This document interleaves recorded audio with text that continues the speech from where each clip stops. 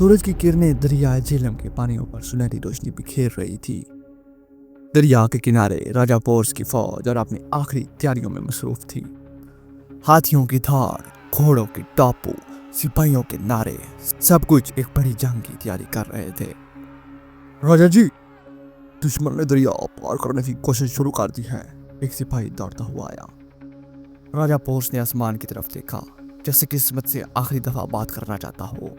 वो जानता था कि सामने जो आ रहा है वो कोई आम बादशाह नहीं, वो है अलेक्जेंडर द ग्रेट। सारी दुनिया जिसके कदमों पर झुक चुकी थी, अब वो हिंदुस्तान की धरती पर आया था।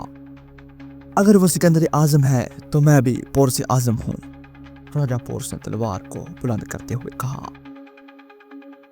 चंद हजारों साल दूर 2025 में खुफिया military base, Pakistan India border, captain Zaid Khan Pakistan army और मेजर आर्यन वीर इंडियन आर्मी एक खुफिया ज्वाइंट ऑपरेशन पर काम कर रहे थे। दोनों को साइंटिफिक टीम ने एक स्ट्रेन क्वांटम सिग्नल डिटेक्ट करने के बाद बुलाया था। जो सिग्नल वक्त की लकीरों में खलल डाल रहा था। आर्यन ने हैरानी से पूछा, are you telling me this thing can open time portal? Captain Zaid ने जवाब दिया, yes and it's activate right now. Machine से रोशनी की एक शदीद छुआ निकली। दोनों ऑफिसर अपने साथ M1 अब्राहम टैंक समेत गायब हो गए। साल शुरू हो गया 326 BCE। मैदान जंग के करीब जमीन जोर जोर से लरज रही थी। सिपाही डर गए, हाथी चीखने लगे और राजा पोर्स ने हैरानी से आसमान की तरफ देखा। एक खौफनाक आवाज, जैसे बिजली जमीन पर गिर रही हो, और अचानक एक अजीबोगरीब धुआं नीचे आया। तो में से एक बहुत बड़ी मशीन बाहर निकली, M1 अब्राहम टैंक। दो लोग इससे बाहर निकले, अजीब लिबास, हेलमेट और फुल आर्मर से लेस। वो बोले, हम कौन है तुम्हें समझाना मुश्किल है, मगर हम तुम्हारे दुश्मन नहीं, हम तुम्हारी मदद के लिए आए हैं। राजा पोर्स हैरान रह गया। अगर तुम मेरे दुश्मन नहीं तो ये आसमान फाड़ कर आए हो, ये क्या था? ये तुम्हारा हथियार है? राजा, तुम जीत सकते हो, सिर्फ हमारी बात मानो, दोनों ऑफिसर्स ने मिलकर कहा। M1 अब्राहम टैंक राजा पोर्स के कैंप के बीचों बीच खड़ा था, जैसे कोई देवता जमीन पर उतर आया हो। सिपाही हैरान और खौफजदा और पुरजोश भी थे। राजा पोर्स ने अपनी आंखों से ऐसा मंजर कभी ना देखा था। ये मशीन क्या करती है? राजा ने पूछा। इसकी आवाज में जस्तजू और शक दोनों थे। मेजर आर्यन ने आगे बढ़कर कहा, ये टैंक है दुश्मन के खिलाफ ऐसा हथियार जो उनकी सफ़ें चीर देगा, आग बरसाता है और लोहे की एक बारूद से दुश्मन को राख कर देता है। कैप्टन जैद एक छोटा ड्रोन निकालता है और फैजा में छोड़ता है। ये हमारा सिपाही है, अलेक्जेंडर की मूवमेंट को मुकम्मल कैप्चर करेगा। राजा ने पहली बार मुस्कुराया। फिर तो उसके अंदर आप खुद को देवता नहीं कह सकता। दूसरी तरफ अलेक्जेंडर दरिया के उस पार खेमे में खड़ा नक्शे का जायजा ले रहा था।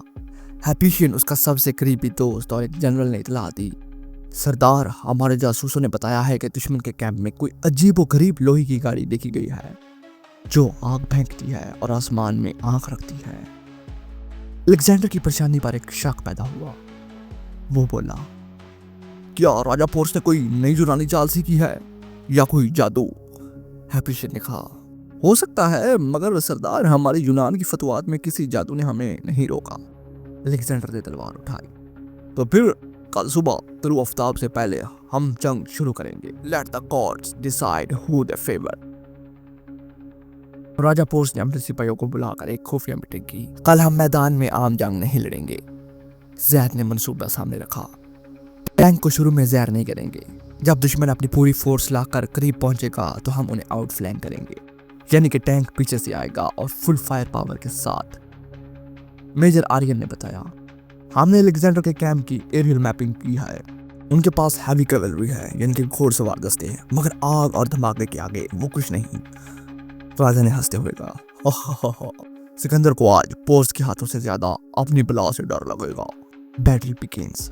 सूरज निकलने से पहले अलेक्जेंडर की फौज दरिया पार करने लगी। दुश्मन कॉन्फिडेंट था, क्यों ना कि वो हजारों जंगें जीत चुका था। सिपाहियों ने बैटल फॉर्मेशन ली। आगे यूनानी फ्लैंक्स, पीछे आर्चर और किनारे पे कैवलरी यानी कि घोड़सवार दस्ते। राजा की पोर्स की फौज एक रवायती साथ में खड़ी थी, हाथी, तीरंदाज, प्यादा फौज, मगर टैंक नजर नहीं आ रहा था। अलेक्जेंडर ने हुक्म दिया, एडवांस। जंग शुरू हुई। तीरों की बारिशें, हाथों की गरज, तलवारों की चमक, सब कुछ नॉर्मल लग रहा था जब तक कि धमाका ना हुआ। बूम! M1 अब्राहम की पहली गोली सीधी दुश्मन के कैवलरी यूनिट पर लगी। जमीन फट गई, घोड़े हवा में उछलने लगे और सिपाही चीखने लगे। अलेक्जेंडर ने हैरत से देखा, ये क्या था? जैद और आर्यन टैंक में बैठे जंग की कमान संभाल चुके थे। Target locked, fire. एक और फायर, दुश्मन के फ्लैंक्स बिखर गए। धुआं, चीखें, आग का तूफान फैल चुका था। अलेक्जेंडर अब जंग के मैदान में कुछ और देख रहा था। ऐसा लगता था कि आज जंग वो नहीं बल्कि कोई और लड़ रहा है। एक ऐसी कुव्वत जो ना तारीख में है ना अकल में। राजा पोर्स ने तलवार बुलंद की। ये हिंदुस्तान है जहां देवता भी इंसानों की तरह लड़ते हैं। अलेक्जेंडर की फौज बिखर चुकी थी। M1 अब्राहम टैंक की धाड़ें उनके हौसले तोड़ रही थी। धमाकों से मैदान जंग हिल रहा था। दुश्मन की सफ़ें उखड़ चुकी थी, मगर अलेक्जेंडर वो आदमी था जो आसानी से हार मानने वाला नहीं था। उसने चिल्लाकर कहा, रिट्रीट नहीं, रीग्रुप करो। वो चिल्लाया। हैप्पीशियन, उसका जनरल्स, रिमाइनिंग कैवलरी को इकट्ठा किया और फ्लैंक से हमला कर दिया। टैंक को घेर लो, उसने मोबिलिटी खत्म। हैप्पीशियन ने रिमेनिंग कैवलरी को इकट्ठा किया और फ्लैंक से हमला कर दिया। उसने टैंक को घेर लिया और इसकी मोबिलिटी खत्म करने की कोशिश की। ये खतरनाक चाल थी, लेकिन अलेक्जेंडर जानता था कि अगर कुछ करना है तो अभी। अब्राहम टैंक की एक फायर पावर जबरदस्त थी, मगर वो अकेला था। घोड़ों की एक बड़ी टुकड़ी इसके इर्द गिर्द तेजी से गर्दिश कर रही थी। टैंक ने फायर किया, कहीं दुश्मन मारे गया, मगर मुसलसल हमलों और एक एक्सीडेंटल शॉट से टैंक का हिस्सा डैमेज हो गया। क्योंकि जब घोड़े करीब थे तो वो उनको जब गोला मारता तो वो वापस उसी टैंक पर लग पड़ता। ट्रैक डिसेबल, हम स्टक हैं, आर्यन ने जैद को चीख कर बताया। जैद बोला, मैनुअल मोड पे जाओ, राजा तक पहुंचना होगा। टैंक रुका, मगर जंग नहीं। अलेक्जेंडर ने आखिरकार राजा पोर्स के सामने घोड़े पर आकर ललकारा, मैं अलेक्जेंडर हूँ जिसने मिस्र, ईरान, यूनान सबको फतह किया है। तुम हो कौन? पोर्स ने अपनी तलवार संभाली। मैं पोर्स हूँ जिसने वक्त को शिकस्त दी है। दोनों घोड़े दौड़े, तलवारें टकराई और एक जोरदार कोलैप्स हुआ। एक तारीखी लम्हा। कुछ देर बाद अलेक्जेंडर नीचे गिर गया। जख्मी था लेकिन जिंदा।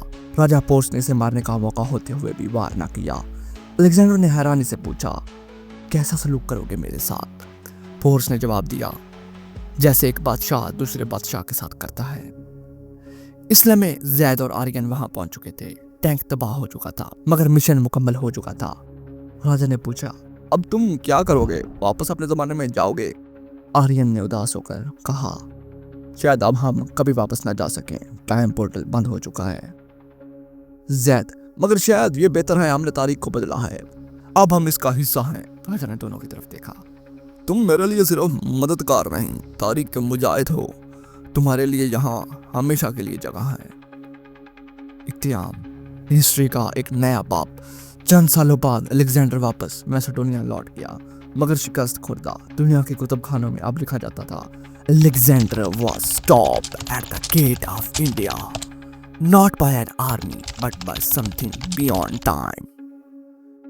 राजा पोर्स ने हिंदुस्तान की नई सल्तनत कायम की और इसके मशीरों में दो ऐसे नाम हमेशा के लिए दर्ज हो गए जिनके हथियार वक्त से आगे थे, कैप्टन जैद खान, मेजर आर्यन वीर। एक कदीम घौर में सदियों बाद कुछ माहिरीन आसारे कदीमा को एक पुराना M1 अब्राहम टैंक का ढांचा मिला।